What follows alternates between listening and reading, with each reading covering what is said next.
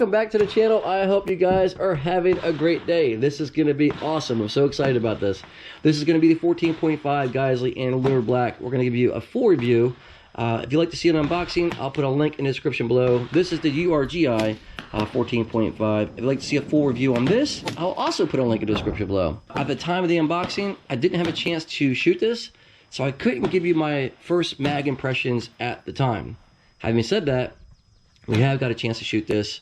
I put about 400 rounds through this particular platform. So we're going to talk about what I upgraded on this, which is really not much to be honest with you, but as you can see, there are some things on here that did not come with the gun. We're going to talk about that, and we're also going to discuss my first impressions of how it shot, and slight comparisons to the URGI, because there are some very, very, very small differences between the two. Other than that, they're almost identical, to be honest with you. So let's dive into this, and if you guys like this content, as always, like, share, subscribe. I greatly appreciate it. Hit that thumbs up. It'll help YouTube share my videos with you when my posts are up. So let's get to it. Started things off with a safety check and make sure everything is cleared and good to go. I'm going to give a special thanks to J&K Associates. If you've been following this channel for a while, you know that we're pretty good friends, but I purchased all my own firearms and the ammo. There is no kickbacks, just to have full disclosure. We're going to be shooting this from roughly 50 yards to 100 yards to out to 500 yards. I will give you guys my first mag impressions, and we'll also be discussing the things that have changed on this particular platform. If you'd like to see the full details on this platform, I'll give you a link in the description below for the unboxing. Starting from the rear, I chose the Magpul MOE SLK. That's what this stock is called. And the reason why I did that is so when you're using a Ranger band, it does not hit your release button at all. I don't like using Ranger bands where your release is down here and this could possibly hit it.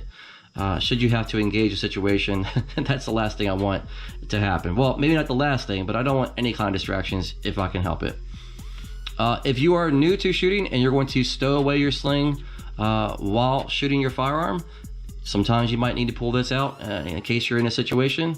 If you're new, you're probably going to be at the range.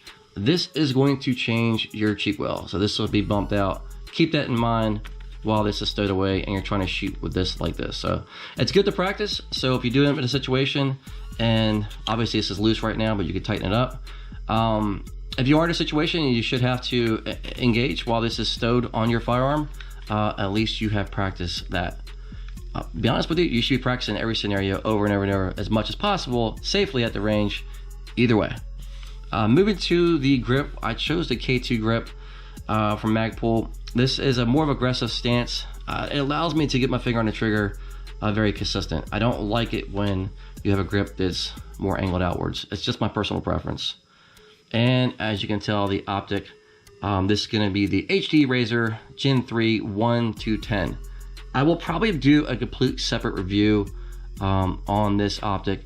There is some learning curves if you're used to something like the ACOG. Case in point, the URGI platform that I have the ACOG, and it's a fixed 4-power 4x32, as you can see here. If you're used to shooting something like this, a fixed 4-power, and you're going to jump to an LPVO low power variable optic, it's going to be a slight change. The weight for this, for a 1-10, is really not that bad. But I don't want to dive too much into this because that is not what this review is going to be about. But I did notice a difference, obviously, jumping to this with a 14.5 versus the ACOG. As far as lights, this is just kind of a recap. This is the Surefire, and there's all kinds of different Surefire lights you can get. I just highly recommend you choose one of them. It's completely up to you. And backup irons is going to be the Knight's Armament. Now, the one thing I did notice while shooting this at the range, the first thing I tested was, obviously getting the gun sighted in without using the suppressor, right? So we're using this is going to be the Surefire, I believe it's going to be a full-size Recce 2. Using this Surefire can, I wanted to get sighted in without the can first. So on this particular platform, they're using a closed, I guess you can call it a tin flash hider. Obviously, it's fully adaptable to the Surefire can. To be a quick release, so it's pretty easy to use, and it shoots pretty well with this. But the one thing that I did notice while shooting with this particular flash hider compared to the 4-prong, which is in a URGI, as you can see here, this shoots flatter. I noticed that right away, and a little bit less muzzle rise using the 4-prong versus the closed flash hider, I guess, application, right? It's not a huge deal. If you're shooting these, there's not a lot of recoil with a 5.56 or 2.23 anyway, but I did notice right off the bat that the 4-prong definitely does shoot flatter. Shooting suppressed on either one of these, there's not much gas that's coming back in my face, at least while I'm shooting the gun, roughly 400 rounds. So the recoil is really not that bad, but if I had to choose the two again, I would go the 4-prong. Now, some of you might have a 3-prong as far as a flash hider. I haven't shot one of those, so I don't know how that feels. If you do, let me know. So shooting this suppressed, the gun's shooting pretty flat otherwise.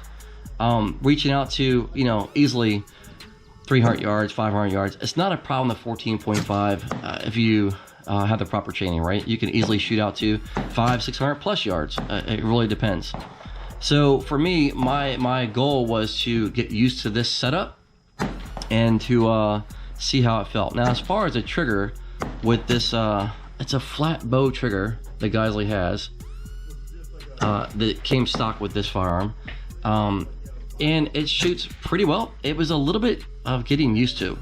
So I have a drop-in velocity trigger. It's about a 2.5 to 3 pound trigger, and this is a lot thinner. So this also has a curved design as well. So when you're shooting multiple guns with different triggers on the same day, it's gonna feel completely different, obviously. So it comes down to training. I'm not sure how I feel about this so far being so thick. I'm just not used to it. Obviously, I'm used to a different trigger pull on this application. Though it did shoot very well, and I expect nothing less from Geissele, it did take me a little bit of getting used to figure out where the break was while I was shooting. Now, that's typical. If you have a lot of different firearms where you're shooting with different triggers, it's absolutely going to come down to training as far as getting used to your release and your break, right? So I just bring that up so while you're shooting, if you're shooting back-to-back different firearms, it's something to think about. Overall, there was no jams at all with this platform. I would expect nothing less. There was no cleaning or lubing the firearm before we went to the range. The Cosmoline that came with this gun was plenty, so you won't have any problem as far as that. At least I didn't. And shooting this, there was absolutely no jams whatsoever. Now, touching back to the Optic, as I stated before, if you're going to jump from something that's a fixed 4-power like the ACOG to this, it's going to be some learning curve, to say the least. So running and gunning with this gun, obviously if you've had to, and a recce setup, it's just going to come down to training. So there is going to be obviously a little more weight to this firearm. Though they did a heck of a job with this Razor HD, no doubt, from a 1 to 10. But it's something you're going to have to get used to. So if you're jumping from a red dot or an ACOG and you're just going to hop right into this and you're going to start running and gunning, if you haven't done it before, obviously if you got to hump a couple miles or something like that, it's going to take some training, right? That's something you're going to have to get used to. So my first impressions so far of this firearm, and would I do it all over again? Absolutely. I absolutely would. I'm still up in the fence for this particular setup, if I'm going to keep this on here or use this for a different setup. So guys, let me know what you think. Would you use this particular application? Would you use this Optic, or would you choose something else? The 1 to 8 Gen 2, it weighs about the same, but to be honest with you, I have mixed feelings, right?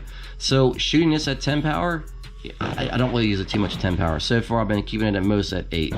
And with this 14.5, I do miss the weight, obviously, using the ACOG. Now, I've heard a lot of debates of people saying ACOGs weigh a lot, so on and so on. Obviously, you have not shot an ACOG if you think this thing weighs a lot, because it doesn't. It's roughly right around 12 ounces. Now, I don't have the RMR on top of this, so, but the way it sits, it's roughly around 12 ounces. I believe off the top of my head that this is going to be, I think, low 20s, which again, you know, for a 1 to 10 you can't beat it. But shooting the 14.5 on this particular platform is shot very, very well. Taking a closer look, Geissele is calling this the Reliability Enhanced Bolt Carrier Group. Roughly 400 rounds later, as expected, it is dirty, but to be honest with you, shooting this suppressed, it's really not that bad. The coating that they applied to their BCG is still very, very, very smooth. I'm not sure what kind of magic they put on this. It's not a DLC, from what I can tell, but man, it still feels, yeah, I'm not even too sure how much you would have to lube this. Then again, I keep all my firearms wet regardless, but I'm highly, highly impressed. I mean, the dirt, I mean, it just comes right off. So kudos to them. Obviously, it's going to be dirty, but not bad at all. Let's take a closer look at the bolt. Geissele is calling this their stress-proof bolt. It looks like obviously it's holding up pretty well, to say the least, and it is quite dirty, but that is expected. No complaints thus far. You're not going to see any kind of wear at this point. If you start seeing wear in your bolt already, had only 400 rounds, you got some serious problems. But I just wanted to show you a quick look at this for comparison's sake when you start looking at your bolt down the road, maybe a couple thousand rounds later, to see how it's holding up.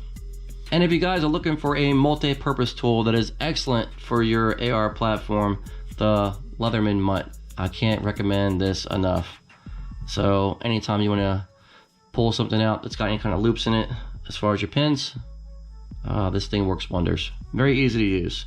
You can use this for numerous things, but yeah, the Leatherman Mutt, I use this every single time I'm working on my firearm. I can't, maybe I should do a review. Maybe I should do a separate review on this. You guys let me know what you think. Guys, this concludes the review of the Geissele 14.5 and Luna Black. Let me know if you have any questions. If you do own this firearm, also let me know how it's shooting for you, if you've had any problems or not. So far, I have absolutely no complaints of how this is shooting, especially when it's shooting suppressed. And also, let me know what optic you chose to use on this 14.5. I'm really curious to know about that. I'm still kind of up in the air if I'm going to keep this on here or not. Don't get me wrong, this optic is very clear. The glass on this is pretty comparable to Trijicon and other optics that are out there, but I just don't know. Let me know what you guys think. Like, share, subscribe, and I will see you guys at the next upload. See ya.